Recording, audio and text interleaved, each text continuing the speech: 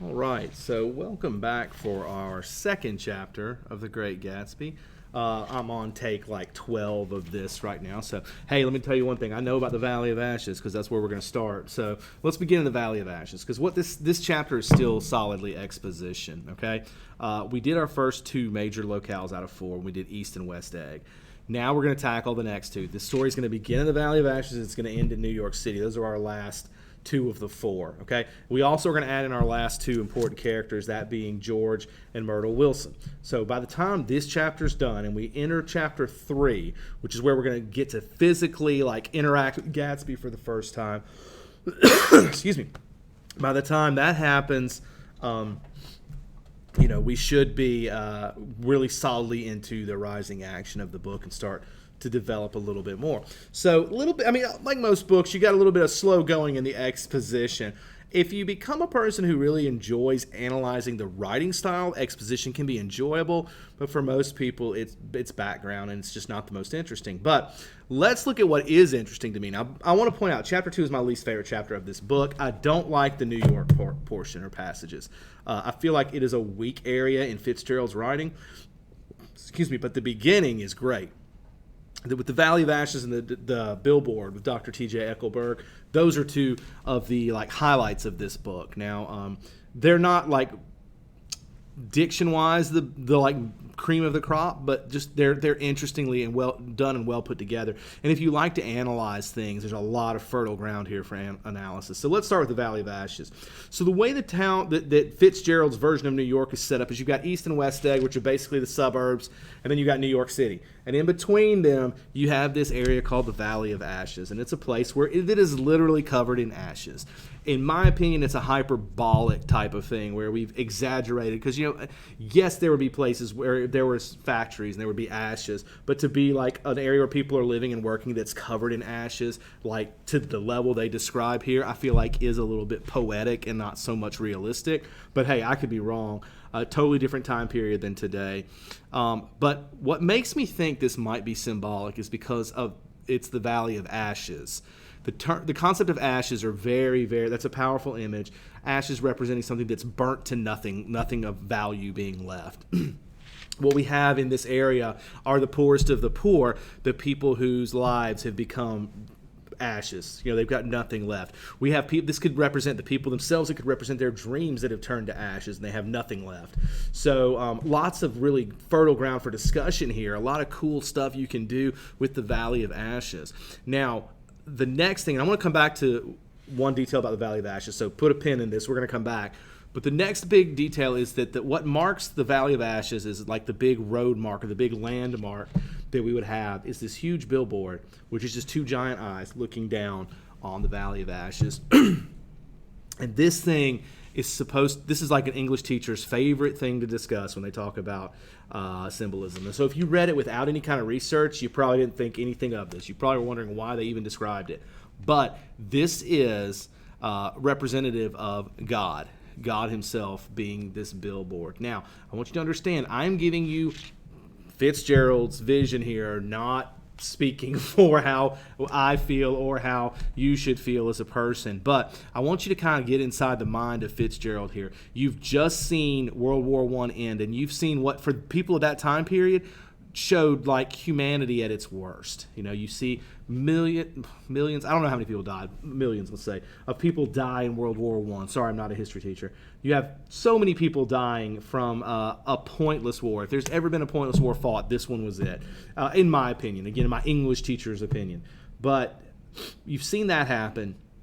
And now Fitzgerald's watching people who have hit this level of prosperity, and it's like they forgot everything that happened before. Their prosperity in the 20s was sinful, to be honest with you. How can prosperity be sinful? Because when you use it the way they did. And we're going to see it in great detail at the end of this chapter and the beginning of the next one, how much these people have so much money they're just throwing it away, while the Valley of Ashes is still there surrounding them daily. So kind of an important detail. But for a symbol to work the way it's supposed to, it has to work on multiple levels. You don't want it to be just one thing. You don't want to be, A equals B and that's the end of it. That's a weak symbol. So for a symbol to work, it needs to be something you can discuss. So let's talk about this billboard. So right away, they describe it as they're not even sure who Dr. T.J. Eckelberg is. He builds the billboard, and then they say he disappears, and no one knows if he even still exists. Guys, that is 100% 1920s skeptical man saying, God created this world, and then where did he go? That's their thought. Because they've seen so many bad things happen, and it's a natural question to bring up. It's one of the things we're going to discuss in class. If God's up there, why does he let things like coronavirus happen? Because coronavirus is not just knocking off bad people. It's knocking off, a lot of people who are, good people, have a lot to contribute. It's not just killing a certain demographic. It's killing at random, it seems. And, it's in many ways reshaping our world. So, it's easy to sit there and question, why hasn't God intervened? Now, the situation with the Valley of Ashes is not a virus or a pandemic. It is poverty. And let me tell you something. A virus or a pandemic is much scarier than poverty, because poverty can be dealt with. Okay? By who? I don't know. All the wealthy people driving from East and West Egg into the city could change the whole tone of this country with probably just a fraction of their worth. But they choose to look down and ignore it. And I think that's part of what Fitzgerald's comment here. I don't know if this is a condemnation of God as much, or a doubt towards God, as much as it is a condemnation of the wealthy who have the power to change this person's life. We're going to see this with Tom and George in just a minute. Okay, so the billboard is looking over there, and it's like the person who initially put it there left. The other thing is that the billboard is a pair of eyes. It's an observer. It's like Nick. It's just watching. It's not doing anything. And again, if it's to represent God, it's the image again of God not taking a hand into fixing this situation that we see developing, because you have all these people who had dreams just like Tom, just like Gatsby, just like Daisy, and this is what they've been resigned to. And most of their dreams are a lot more reasonable and noble than what our three wealthy people have dreamed. So why is it that they're the ones being dumped on? The third part is we get that this is watching over the Valley of Ashes, but nothing is watching the rich. Now, you can do a couple of things with this. You can make it critical about God and say, so, he's sitting there watching the poor and punishing them, but the rich are, getting away with murder, and literally going to get away with murder in this book. Or you could maybe argue that it's that God's watching over them despite their situation, and he's turned his back on the wealthy. I mean, you can do a lot with this. For a symbol to work, if you're confused, if you were reading this on your own and saw this, what you would have to do is take the book as a whole. But you could definitely put down some notes saying maybe it's this or maybe it's that, and then eventually maybe come to a better consensus of what you think as you get deeper, okay? So again, what we're dealing with, though, is that the rich on their way from East and West Egg to the city have to drive through the Valley of Ashes. So they see it on their way to their fancy parties or back to their huge palatial mansions. So, obviously they're aware of this, and that's kind of a problem, all right? So we have that description, which is kind of the first little section of the book, which is of this chapter, which is the good part, to be honest with you. Now, after that, we get to New York, all right? So what's going to happen is, the plot point here is that Tom wants Nick to meet his mistress. Now, again, such an awkward plot point. If I didn't mention this yet, Nick and Daisy are cousins. Now, Tom and Nick are friends, and I say friends because they're school buddies. I don't know how close they really are, but Tom isn't embarrassed by what he's doing. This isn't a secret. I want you to understand that. We've already seen that Daisy knows, and now they're going to just be like, "Hey, man, let's take our family to go watch me have an affair." It's a very awkward thing, and weirdly enough, Nick goes along with it. Why is that? Well, because go back to the first page. Nick is an observer. He's not a judge. At least in his mind, that's the case. So he's there to be in the room so we can see what happens here. Otherwise, we wouldn't know about this party in New York unless Nick's there. Remember, first-person narration means your narrator must be in the building for us to see what's going on. All right? So, on the way to New York, they stop off in the Valley of Ashes, and we meet George and Myrtle, who live there at George Wilson's gas station. All right? So, you can imagine George was this guy who started this business and felt like he was going to make some money and get to move out of the Valley of Ashes and eventually move to a new place. But not what happens. He's been stuck there. He hasn't been able to turn a buck, really. And Tom represents his way out. Tom has a car he's willing to sell to George, and George is going to find a way to, turn some money on this, fix it up, sell it, and, maybe get the ball rolling. And, he's still got this little glimmer of a dream that maybe he can fix. So when we first see George, we get that the description we get is he's a blonde, spiritless man. That term spiritless is a really big one. Fitzgerald's really good at the right word at the right time. His diction is stupendous. It really is. Then we get that when he sees when he sees Nick and Tom, it says a damp gleam of hope sprang into his eyes. In other words, it's not just a gleam of hope. The word damp is key in that it's a gleam of hope, but it's like this really not a good one, to be honest with you. The word damp rarely has a really good connotation attached to it. So we get this image that this is the one little bit of hope he has still hanging on him. The other thing he has that he loves is his wife. We've got two examples that might maybe qualify as love in this book. We got a lot of bad examples, but one might be, and it's a one-way thing, how George feels about Myrtle. All right, now Myrtle does not love George, but I feel like George does love her. So this is the other thing he really cares about is his wife. So the next thing we see is his wife as she's setting up her rendezvous with Tom, because Myrtle is Tom's mistress. So Tom's want to do business with this poor man because as he's like secretly sneaking off with his wife. So Tom's a sleazy character, to say the least. Now, Myrtle's an interesting character in some ways. The way she's described is kind of interesting. She's not like the traditional 1920s beauty like Daisy. She's this larger woman. When I say larger, I don't mean she's like huge by any means. But the words that Fitzgerald uses are like faintly stout, or she has surplus flesh. These are terms that make her seem like she is a larger girl. Now, I want you to remember, not the entire world hasn't always been in love with, a girl who's a size 1, all right? Especially in this time period, curvy women were still, very much a part of Hollywood and things like that. You got to think a little further on. We're still going to see people, now not in this time period, she's much later, but you can see people like Marilyn Monroe, who would probably be considered larger by today's standards, but yet was, considered an emblem of beauty in that time period. So we don't want to take our 2020 or 2021 or 2022, whenever it is we're watching this, we don't want to take that, our version of beauty, and apply it to them. So don't automatically assume that Myrtle is ugly, because she's not, but she's also not as beautiful as Daisy. She's not a traditional beauty. She's overly sensual in nature, the way she's described. So, she's definitely the kind of girl who might get somebody like Tom's attention, but yet he's got it better at home, to be honest with you. Now, I will tell you that if you watch the newest movie, the Leonardo DiCaprio movie, I believe this is one of the areas where they messed up.